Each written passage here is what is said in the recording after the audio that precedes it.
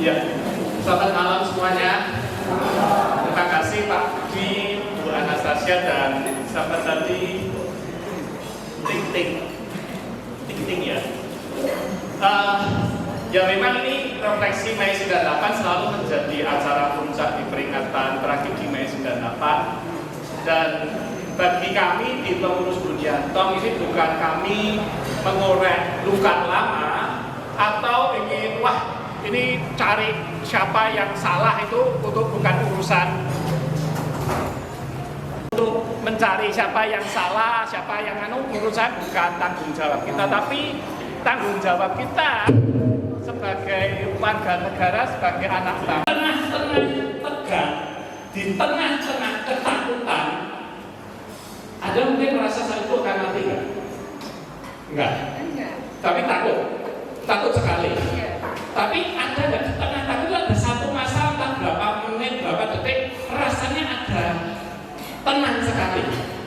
Ketika saya mereka tanya, ini siapa? Gitu. Mungkin kan karena keadaan saya ini memang dulu kan beda ya. Putih, kecil gitu. Kurus gitu. Ya, jadi waktu itu masih ada saya banget Pak gitu. Tapi kan saya bonceng ini satpam yang biasa mau saya kasih makanan proses bulan itu kan ditanya, ini siapa? Katanya gitu. Istri saya dipegang tanya, kamu siapa? Gitu. Saya istrinya gitu. Tapi saya kan tahu nanti saya nangis kan. Terus dia, siapa nama suami kamu? Katanya gitu. Kan asal ngomong. Mana ngomong sampai gitu. Karena aku mulut itu pulang katakan ngomong dari mana. Saya juga nggak tahu saya sebut. Karena mereka mana gituin.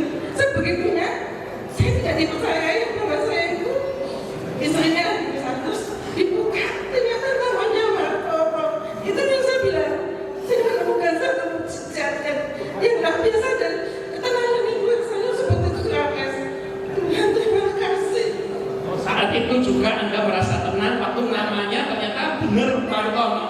Iya. Boleh kasih tepuk tangan ke Bapak. Jadi waktu saya merasakan Tuhan begitu menyelamatkan saya. Kata-kata Martono itu yang mesti saya kata. Martono segitu. Padahal saya itu nggak ada otak. Martono itu siapa? Keluar aja gitu Martono gitu. Itu yang jadi sesuatu yang luar biasa buat saya. Itu mujizat terbesar yang pernah saya terima. Ada kan waktu itu kan banyak salah, mungkin saya juga dijangka atau apa juga tahu. Ya kayak nggak tahu tangan saya digituin. Itu ya. Terima kasih Bu Anastasia, terima kasih. Tepuk tangan sekali lagi untuk Bu Anastasia. Ya, saya menyadari lah memang di saat Mei 98 itu seperti Ting pasti juga mengalami. Pak Budi mana Pak Budi? Bapak Budi sempat takut atau enggak Pak? Tetapi malah Anda menakutkan. Ya, tapi apapun lah yang di Semarang aja juga merasakan takut. Tapi saya pengen ngomong gini, Bapak Ibu, saya bukan mau mengecilkan arti dari peristiwa Mei 98. Rwanda, saya lupa tahun berapa. Pada saat Belgia meninggalkan negara Rwanda, suku Tutsi yang menjadi partner dari pemerintah Belgia kolonial, suku Tutsi itu minoritas. Begitu ditinggal oleh Belgia, terjadi genosida oleh suku Hutu yang mayoritas. Pembunuhan, pemerkosaan, habis-habisan. Kalau nggak salah peristiwa 100 hari di Rwanda, boleh dicek. Rwanda mengalami hal yang sama. Di Uganda, saat Idi Amin naik sebagai presiden, orang India yang di sana itu cukup membantu ekonominya dihabisi, diusir, dijarah, tidak boleh berdagang di Uganda.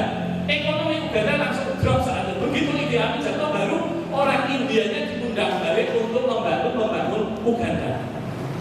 Di Sri Lanka, suku Sinhala yang mayoritas Buddha itu juga dalam tanda petik melakukan kekerasan terhadap suku Tamil yang kebanyakan beragama Hindu, mungkin ada Katolik, mungkin ada Islam, tapi kebanyakan Hindu. Sinhala itu mayoritas. Saya cuma pengen ngomong begini, peristiwa semacam ini terjadi di mana? Persekusi atas nama agama, suku, budaya, ras, dan apapun terjadi. Dan Masehi ya trauma, ya ketakutan, bahkan mungkin kalau sampai timbul kebencian. Karena yang mengalami individu, apalagi kalau ada perkosaan, ada yang lain-lain. Tapi kalau peristiwa demikian menyakitkan, saya sih cuma bisa berharap untuk bangsa kita ya, terutama yang mengalami dan lain-lain. Sebenarnya kalau nanti yang muncul kebencian, kita itu malah double rugi. Sudah dianiaya, sudah dipersekusi, sudah pokoknya dizolimi, yang keluar malah benci. Saya nggak bisa nyalahkan kalau jadi benci dan jadi dendam, nggak bisa nyalahkan. Tapi sebenarnya harus disadari kita itu rugi. Karena kalau kita dendam, kita benci. Padahal tadi kita jelas-jelas mendengar di tengah-tengah ketakutan, di tengah kekacauan, selalu ada orang-orang baik, betul ya? Yang namanya betul kan? Artinya sebenarnya orang baik itu lebih banyak daripada yang jahat. Pelaku-pelaku pun itu pelaku korban provokasi. Yang saya dengar sendiri ceritanya, saya nggak ceritakan, saya lupa di mana konteksnya. Saya pernah diwawancara ada mas-mas sekelompok kan masih bilang gini, loh saya itu di Solo loh Pak, saat Mei 98 di kos-kosan. Teman saya kos-kosan jaga semua Pak. Saya waktu itu pikir nggak usah lah, itu nggak baik, nggak sesuai ajaran agama. Dia Muslim gitu. Itu sampai aku jenengan apa mas? Tetap dulu imannya baik. Saya tapi aku geloy mas. Gak ada yang menyalahkan dia ngomong begitu, tapi maksud saya ada juga orang yang bisa benar, tapi memang kebanyakan itu teman kosnya itu ya mahasiswa biasa. Lah tapi kayak uang jarah itu loh, pemecah itu loh, itu yang susah sekali nih. Lah tapi saya ingin kembali, saya berharap Bu Anastasia atau Pak Budi atau Ting-Ting atau siapapun lah, jangan sampai yang dipelihara dalam hati ini adalah dendam dan benci. Kalau ingat sedih gak masalah, nangis gak masalah, jangan sampai diteni ya. Biar Tuhan yang membahas itu. Menurut saya harus mulai disadari lah. Situasinya melihatnya seperti yang saya lihat di mana-mana terjadi kok. Pada saat perpindahan kekuasaan selalu saya garis bawahi minoritas jadi korban. Yang tadi saya katakan di Rwanda, di Uganda, di Sri Lanka sama. Bukannya itu kalau itu boleh Pak itu, ya nggak boleh.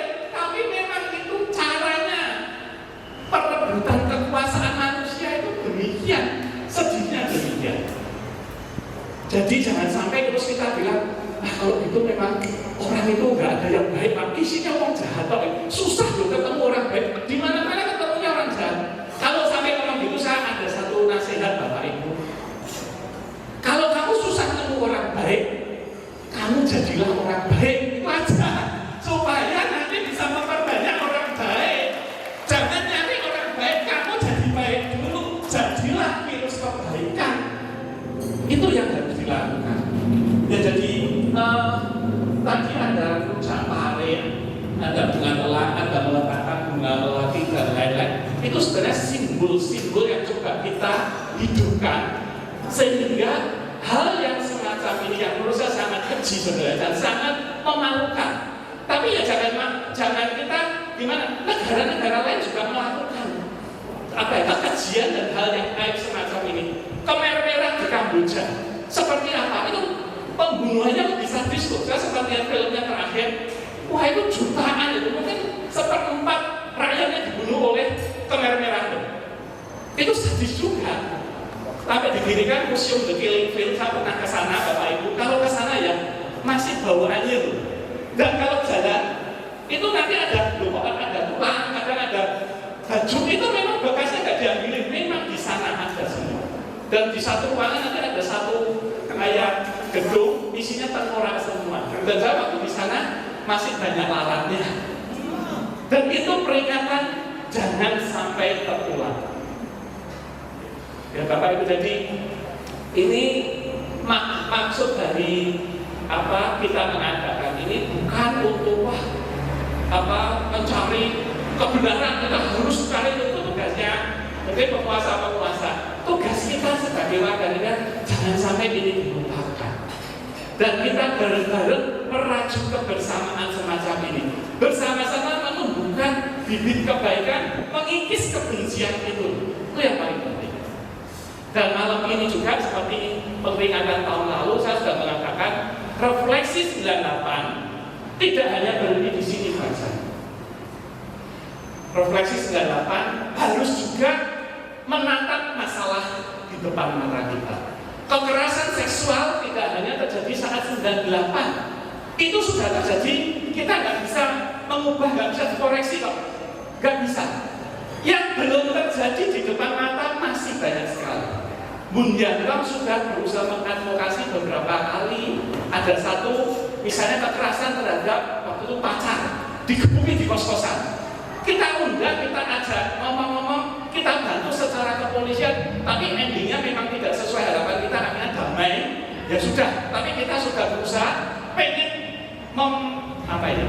memberi pelajaran kepada pelakunya. KDRT itu adalah pidana. Lah ini masuk dari refleksi 98. Jangan sampai kita hanya melihat masa lalu, tapi apa yang sekarang ini di depan mata terjadi. We have to do something. Kita harus melakukannya. Kemudian juga ini juga isu yang kedua yang barusan kita angkat, yaitu adanya istilah, Bapak Ibu tak tahu atau tidak, bahasa Inggrisnya adalah sextortion. Ada yang tahu? Pemerasan seksual.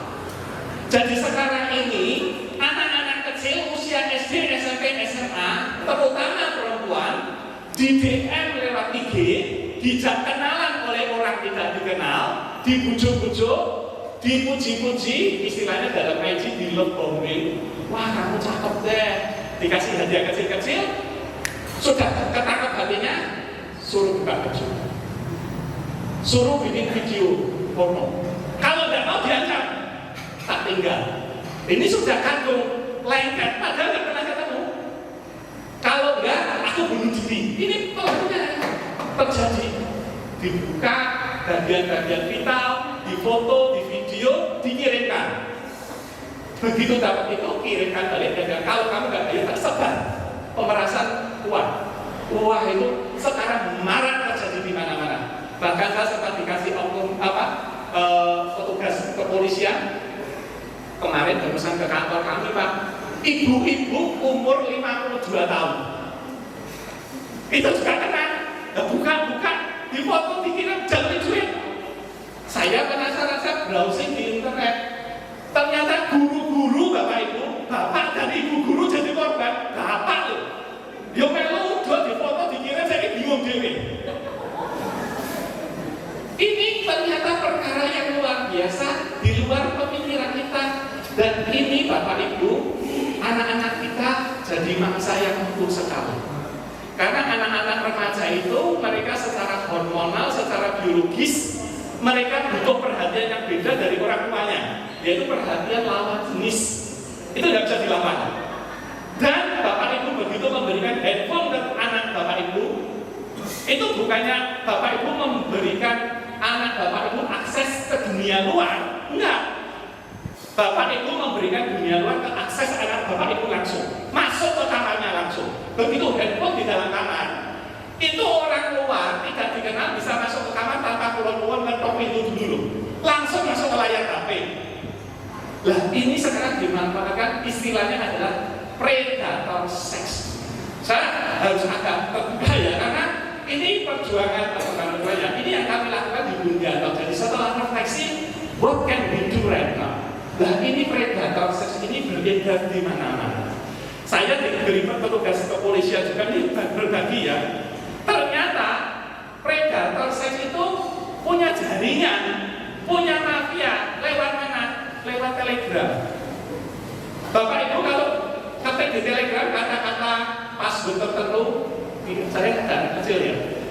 Bisa kata misalnya tertentu, bukan gitu ya. Itu bisa keluar link-link para predator seks itu ada. Lah itu mereka terus tukar data. Ini loh dikerjain, saya punya fotonya ini, punya videonya ini. Dikerjain Bapak Ibu. Di Amerika, di Australia, korbannya pelajar teladan pemain sepak bola cowok akhirnya bunuh diri. Saking malunya, saking gak punya duitnya. Yang ironis, pelaku pemerasan siapa? Cowok imigran dari Afrika, bukan cewek. Jadi saya cuma pengen ngasih wawasan Bapak Ibu, kita hidup dalam dunia yang terus berubah, dunia yang semakin maju. Bukannya handphone jelek nggak boleh dilarang, bukan begitu. Tapi bahwa hati-hati sekali bahwa alat ini bisa dimanfaatkan oleh orang-orang jahat. Nah ini untuk tips Bapak Ibu, kalau sampai terjadi ya Bapak Ibu, kalau sampai terjadi ya, atau kalau untuk anak Bapak Ibu, pokoknya kalau di DM direct message oleh orang tidak dikenal melalui IG, atau sekarang juga kalau yang gamers itu namanya Discord, betul ya? Anak muda tahu nggak Discord, betul ya? Discord itu ajang kongko gamers. Jadi umurnya bisa nyatur, dia bisa cari mangsa lewat Discord. Paling bagus pokoknya kasih tahu anak Anda di blog. Kalau yang nggak cetok, wong jangan anak-anak saya aja sering dikasih foto yang seksi minta kenalan. Perempuan dari Korea, dari Eropa, untuk iman saya kuat. Saya amati dulu nggak bisa blog. Tapi blog dulu. Yang kedua, ini nasihat dari saya nyaring dari beberapa petugas, terutama malah dari Amerika. Kalau sampai kado ngirim gambar dan dimintai uang, jangan sekali-sekali dibayar. Jangan takut kalau soal disebar, jangan takut. Mereka tuh urusannya dapat duit. Kemarin kalian Honggo ada cerita ya Honggo, ada yang dimintai uang 40 juta, tapi ternyata nggak punya duit, urusan selesai. Karena nggak bisa ngirim duit selesai, jadi jangan sampai ngirim duit sama sekali. Itu nasihatnya. Yang ketiga, supaya nggak malu, gunakan istilah teknologi. Oh itu Photoshop, bukan saya. Itu Photoshop. Itu aja. Ya jadi karena apa? Terutama anak-anak Bapak Ibu, mereka itu terlalu naif, korban. Mereka korban. Jangan sampai anaknya dimarahi. Mereka harus dilindungi karena mereka adalah korban. Jangankan anak-anak ibu-ibu nanti usia 52 saja bisa kena. Nah ini Bapak Ibu, maksud dari kami mengadakan refleksi tragedi Mei 98. Kita tidak hanya merefleksikan apa yang terjadi di masa lalu, apa yang bisa menjadi harapan kita di masa depan, tapi peristiwa-peristiwa terutama yang terkait dengan kekerasan seksual di masa kini. Nah, mungkin dengan ini saya ingin membuka sesi. Silakan Bapak Ibu yang di sini kalau mau memberikan tanggapan baik kepada refleksi tadi maupun terhadap isu yang barusan saya bahas, monggo silakan.